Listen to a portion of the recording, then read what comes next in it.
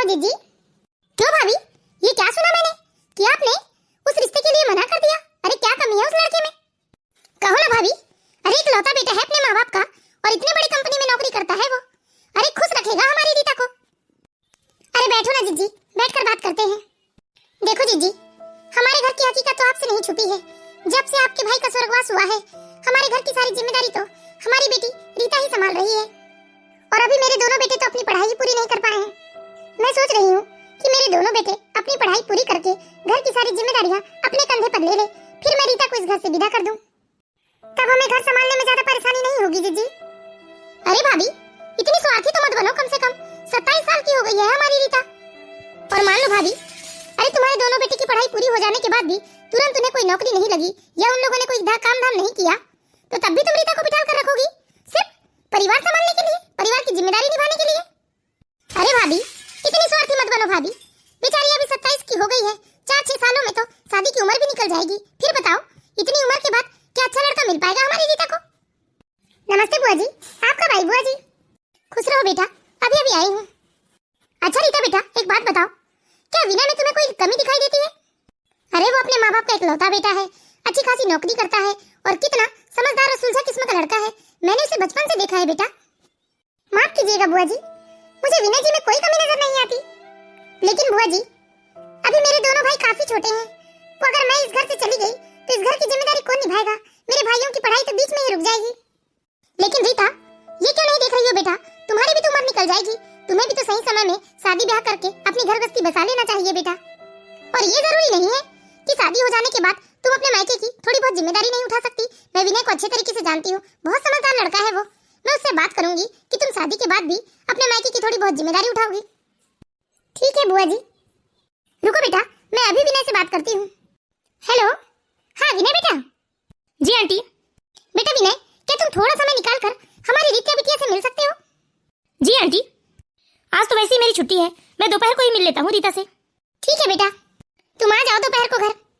Aunty जी, बुरा न माने तो क्या मैं रीता से किसी कॉफी शॉप में मिल सकता हूँ? ठीक है बेटा, जो भी पता हो तुम व्हाट्सएप कर देना रीता को। Okay, thank you very much aunty. Rita बेटा, मैंने विनय से बात कर ली है। अब तुम्हारे मन में जो भी सवाल है वो सारे सवाल ना विनय से मिलकर पूछ लेना तुम, क्योंकि मैं अच्छे तरीके से जानती हूँ कि विनय कभी भी तुम्हें मायके की जिम्मेदारी उठाने के लिए मना नहीं करेगा, क्योंकि वो बेचारा अच्छे से जानता है कि तुम लोगों ने कितनी कठिनाइयाँ उठाई हैं अपने जीवन में। जी बुआ जी। अब तो ठीक है ना भाभी? हाँ जीजी। चलो जीजी, खाना खा लो। भाभी, खाना तो जरा मैं देर से ही खाऊंगी। मैं अभी कमला के घर से आती हूँ, उसे बड़ी शिकायत रहती है मुझसे कि जब भी मैं अपने मायके आती हूँ तो कभी भी उससे मिलने नहीं आती। मैं अभी आती हूँ। ठीक है जीजी। रीता, रीता बेटा। हाँ माँ। देखो बेटा, कोई भी बात छुपाने की कोई जरूरत नहीं है। तुम विनय से साफ साफ कह देना कि तुम शादी के बाद भी अपने मायके की जिम्मेदारी उठाओगे, तभी तुम इसी शर्त पर शादी के लिए हाँ कहना। हाँ माँ, मैं अपने दोनों भाई के भविष्य के साथ कोई चांस नहीं लेना चाहती। मैं तो यही चाहती हूँ कि मेरे दोनों भाई पढ़ लिख कर अच्छे से अच्छी कंपनी में नौकरी करें। हाँ बेटा, मुझे तुम पर बहुत गर्व है। दीदी। अरे क्या हुआ मेरे भाई? दीदी, कल एग्जाम फीस सबमिट करना है, मुझे 2000 रुपए दे दीजिएगा। अरे तो चिंता क्यों करता है मेरे भाई, मैं दे दूंगी, बस तुम मन लगाकर पढ़ाई कर। ठीक है दीदी। माँ, आप बिल्कुल चिंता मत कीजिए, मेरी शादी से कहीं ज्यादा जरूरी मेरे इस घर की जिम्मेदारी उठाना है। ठीक है बेटा। रीता के पिता के स्वर्गवास को 10 साल हो चुके हैं। रीता के पिता के स्वर्गवास के बाद से ही रीता ने अपने घर की सारी जिम्मेदारी अपने कंधों पर उठा ली है। रीता के परिवार में रीता की माँ और रीता के 2 छोटे भाई हैं। रीता की माँ नहीं चाहती थी कि रीता शादी करके अपनी गृहस्थी बसा ले, क्योंकि रीता की माँ को तो रीता से कहीं ज्यादा रीता के भाइयों की चिंता थी। रीता की माँ की शर्त थी कि रीता उसी घर में शादी करेगी जिस घर में शादी के बाद भी रीता अपने मायके की जिम्मेदारी उठा सकती है। लेकिन रीता की बुआ के समझाने पर रीता की माँ इस शादी के लिए तैयार हो जाती है। लेकिन सर तो अभी भी यही थी। माफ कीजिएगा विनय जी, लेकिन मैंने इस रिश्ते से मना आपने आपके परिवार में किसी कमी की वजह से नहीं किया था। लेकिन रीता, तुमने तो मुझसे कुछ कहा भी नहीं। विनय जी, शादी को लेकर बस मेरी एक ही शर्त है कि मैं अपनी शादी के बाद भी मायके की जिम्मेदारी ऐसे ही उठाती रहूंगी, ताकि मेरे भाइयों की पढ़ाई लिखाई में कोई दिक्कत ना आए। मतलब मैं अपनी सैलरी का आधा हिस्सा अपने मायके में देना चाहती हूँ। हाँ हाँ रीता, हमें कोई एतराज नहीं है। अरे वैसे भी मैं तो इतना कमा लेता हूँ कि आराम से हम लोगों का घर चल जाता है। तुम चाहे अपने सैलरी का पूरा हिस्सा अपने मायके में दो या आधा हिस्सा, मुझे कोई फर्क नहीं पड़ेगा और ना ही इस बात से मेरे मम्मी पापा को कोई फर्क पड़ने वाला है। ठीक है विनय जी, फिर मुझे इस शादी से कोई एतराज नहीं है। आप चाहे तो जल्द ही शादी की डेट निकलवा सकते हैं। विनय से मिलने के बाद रीता को लग रहा था जैसे विनय उसके लिए एकदम परफेक्ट जीवन साथी है और 1 महीने के अंदर ही विनय और रीता की धूमधाम से शादी हो जाती है। और रीता की माँ भी बहुत खुश थी क्योंकि शादी उनके शर्तों के अनुसार ही हुई थी। रीता शादी के बाद बहुत खुश थी क्योंकि वो अपने मायके की सारी जिम्मेदारी आराम से उठा रही थी। विनय को भी इस बात से कोई प्रॉब्लम नहीं थी, सब कुछ बहुत बढ़िया चल रहा था। रीता, आज मेरे एक फ्रेंड के घर बर्थडे पार्टी में चलना है हमें, तो तुम 8 बजे तैयार हो जाना। सॉरी विनय जी, मैं नहीं चल पाऊंगी क्योंकि आज तो मैं अपने मायके जा रही हूँ और माँ कह रही थी कि कुछ जरूरी काम है, इसलिए आज मैं वहीं रुक जाऊंगी। लेकिन रीता, मेरे सारे दोस्त अपनी अपनी वाइफ को लेकर जा रहे हैं। देखिए जी, आपके फ्रेंड की बर्थडे पार्टी से कहीं ज्यादा इम्पोर्टेंट मुझे मेरा मायका और मायके का जरूरी काम है। ठीक है रीता। मैं मम्मी जी को भी बता देती हूँ कि आज ऑफिस से सीधे मैं अपने मायके चली जाऊंगी और कल ऑफिस से लौटने के बाद यहाँ आऊंगी वापस। मम्मी जी। हाँ रीता बेटा।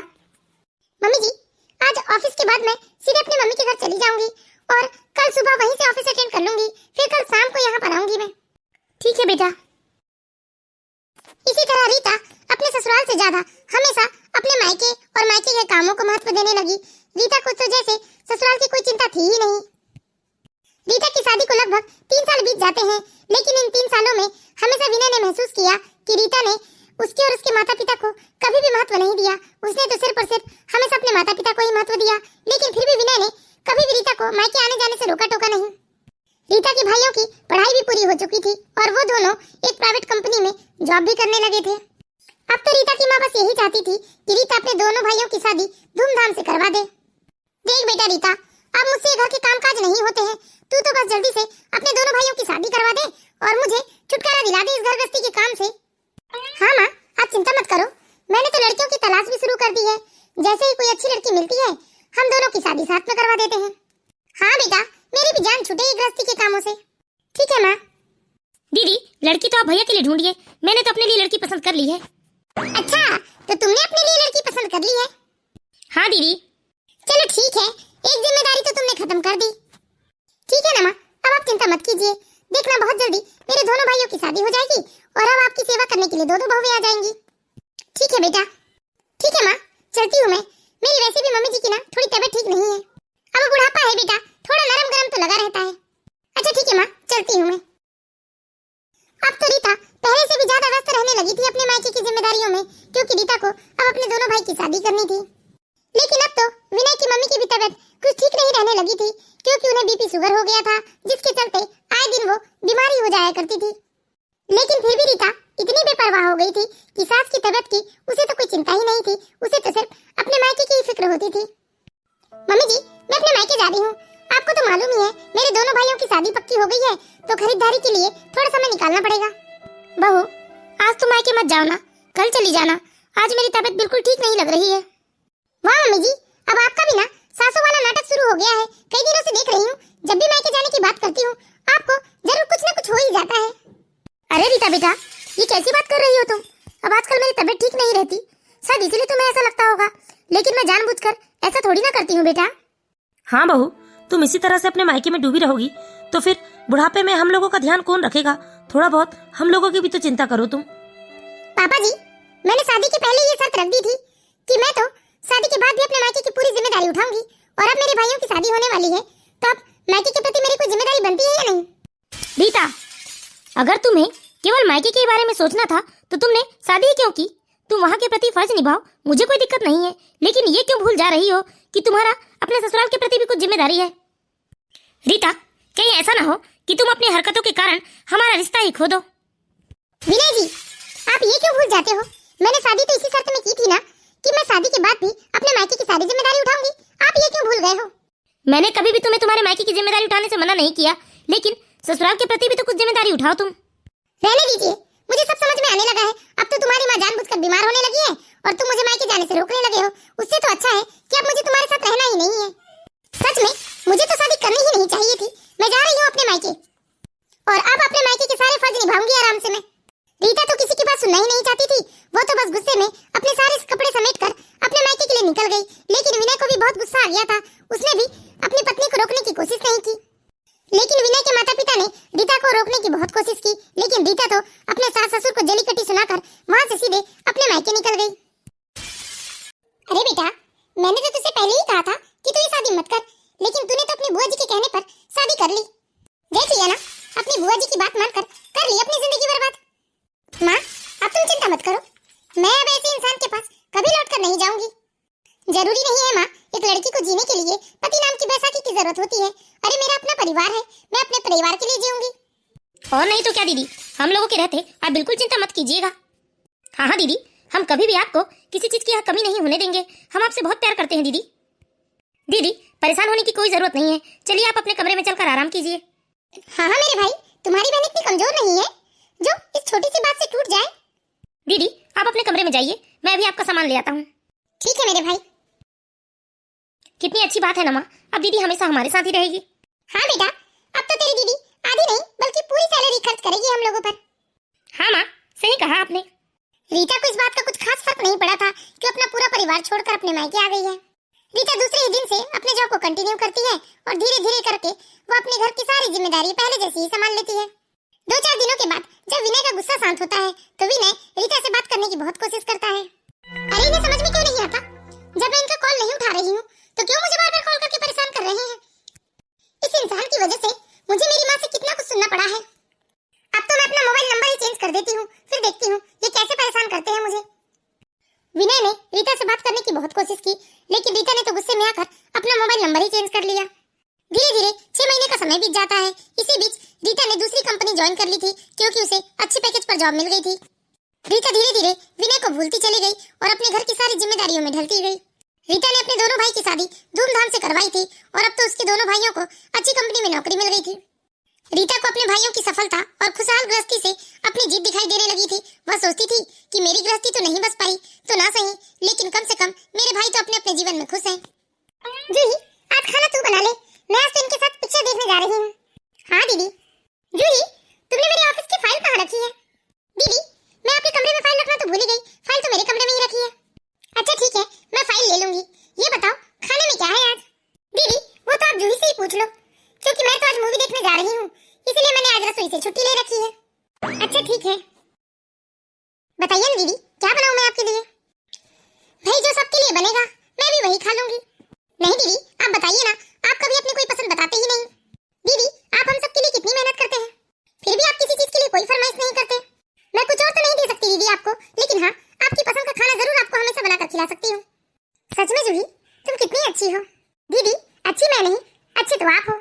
अच्छा ठीक है, मैं तो बातों ही बातों में भूल गई, मुझे ऑफिस का एक जरूरी काम है, जल्दी से तुम फाइल मेरे कमरे में छोड़ दो। ठीक है दीदी। ये दोनों रीता की भाभियां हैं। रीता की बड़ी भाभी बहुत ही मतलबी और मनमौजी किस्म की थी। रीता की बड़ी भाभी को रीता का समर्पण कभी भी दिखाई नहीं दिया, लेकिन वही छोटी भाभी, वो हमेशा रीता की चिंता किया करती थी और यही सोचा करती थी कि दीदी ने अपना सब कुछ कुर्बान अपने मायके पर कर दिया है। लेकिन वही रीता के दोनों भाई बहुत ही मतलबी हो चुके थे, वो तो बस रीता से हमेशा रुपए ऐंठते रहते थे और रीता की माँ भी हमेशा अपने बेटों के पक्ष में ही रहा करती थी। दीदी, मुझे कुछ रुपयों की जरूरत है। कितने रुपए चाहिए? ज्यादा नहीं दीदी, यही कुछ 50,000 रुपए दे दीजिए।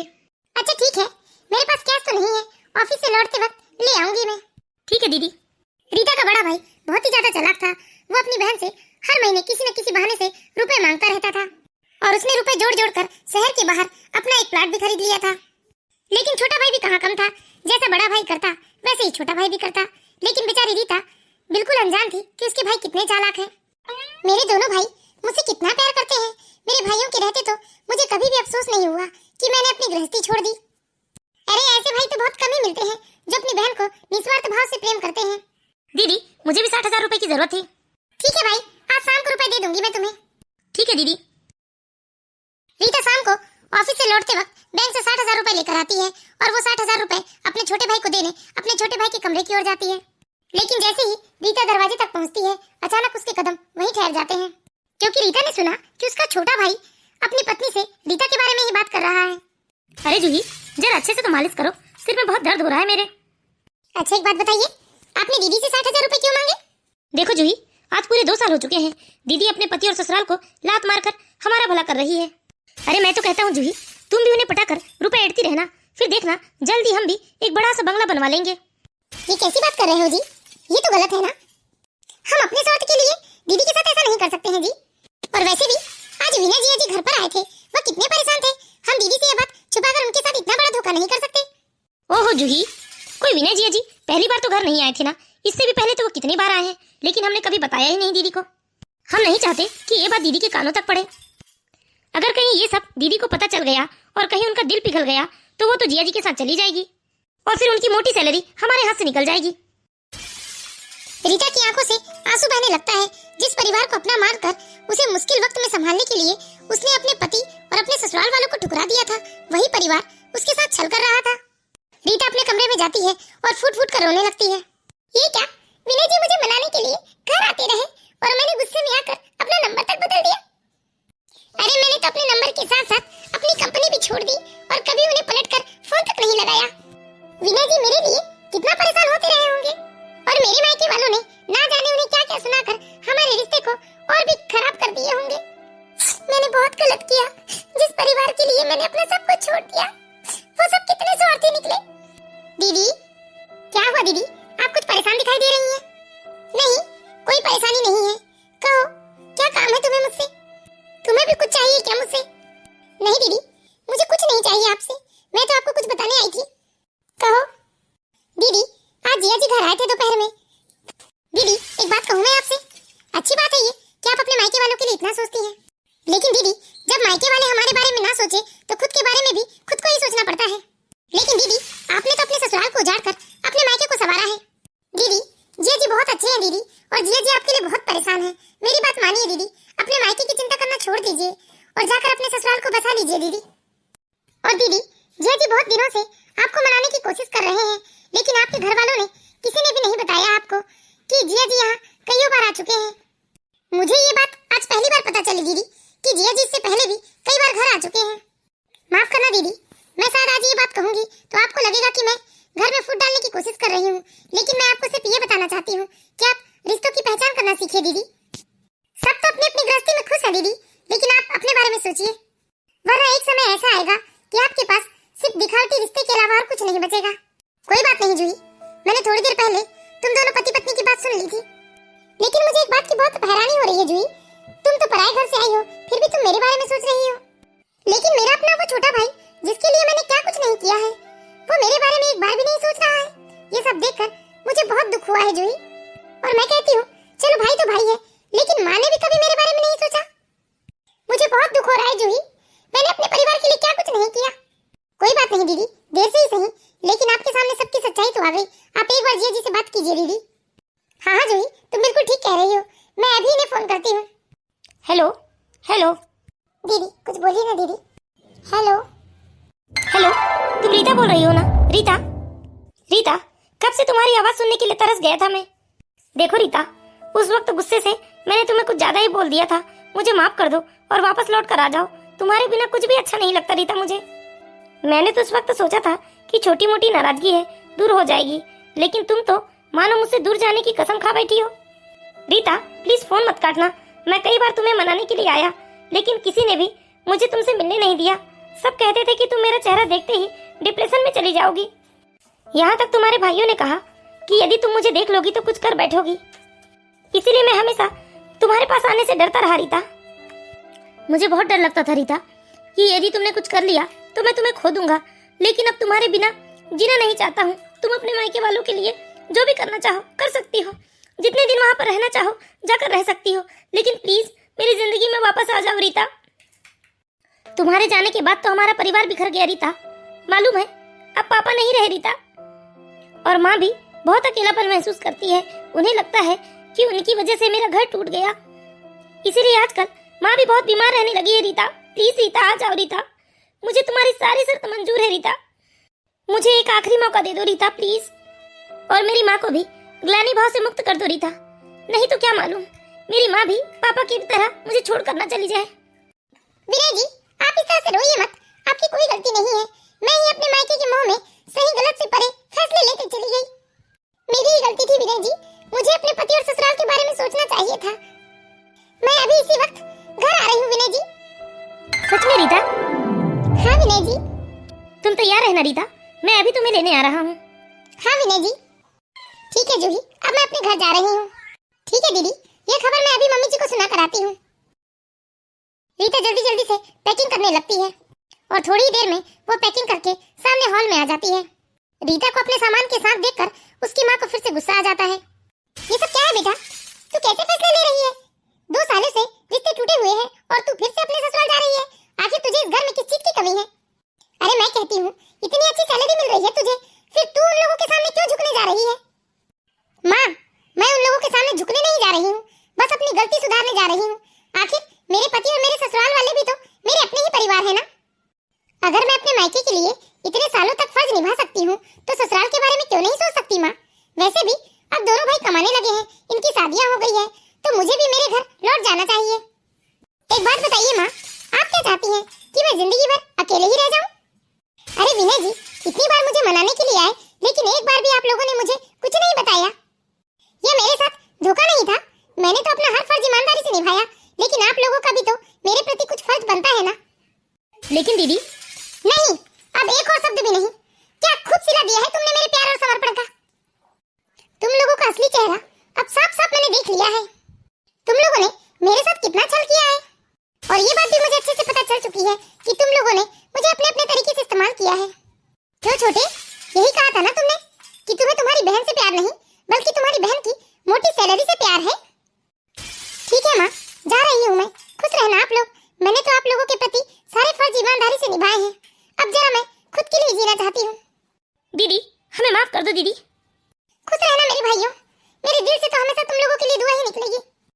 नहीं रीता, तुम्हारी आंखों में अब मैं आंसू बर्दाश्त नहीं कर पाऊंगा। लाओ बैग दो मुझे, मैं तुम्हें दुनिया की सारी खुशी दूंगा। रीता के जाते ही रीता की माँ की आंखों से आंसू छलक आए, क्योंकि रीता की माँ को भी इस बात का एहसास हो चुका था कि उन्होंने अपने स्वार्थ के लिए अपने बिटिया के दुखों को नजरअंदाज कर दिया था। रीता खुशी खुशी विनय के साथ चली जाती है। तो बताइए दोस्तों, आप लोगों को हमारी कहानी कैसी लगी? यदि कहानी अच्छी लगी हो तो प्लीज इस वीडियो को लाइक कीजिएगा और इसी तरह की मोरल स्टोरीज देखते रहने के लिए हमारे चैनल बालाघाट की बेटी को सब्सक्राइब कीजिएगा।